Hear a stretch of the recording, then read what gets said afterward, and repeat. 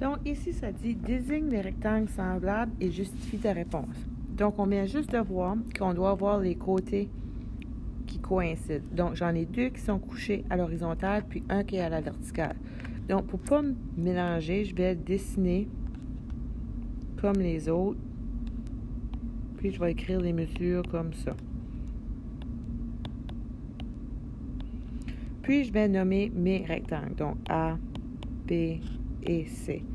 Je vous avais dit qu'il faut toujours avoir le même facteur d'échelle pour tous les côtés. Dans ce cas-ci, c'est un rectangle, donc on a deux différents côtés.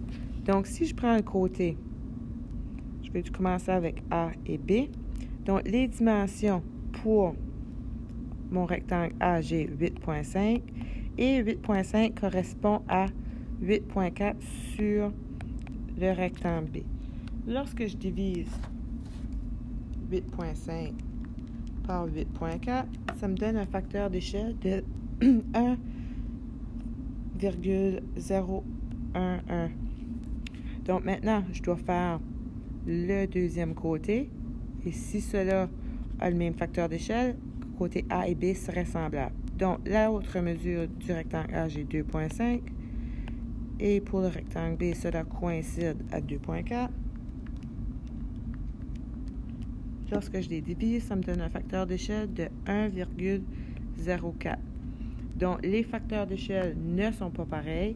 Donc, les rectangles A et B ne sont pas similaires.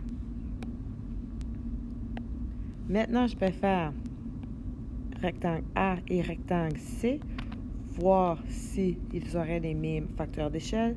Donc, pour le rectangle A, j'ai 8,5 et 8,5 correspond à 5,25 sur mon rectangle C. Donc, lorsque je divise 8,5 divisé par 5,25, ça me donne un facteur d'échelle de 1,619. Donc, l'autre côté qu'on a pour A, qui est 2,5, doit correspondre à l'autre côté de mon C. Donc, lorsque je divise 2,5 par 1,5, ça me donne un facteur d'échelle de 1,66. Donc, les rectangles A et C ne sont pas semblables non plus. Maintenant, je vais essayer rectangle B et rectangle C. Donc, pour le rectangle B, j'ai 8,4 qui correspond au côté 5,25 de mon rectangle C. Donc, on doit diviser 8,4 divisé par 5,25 qui me donne un facteur d'échelle de 1,6.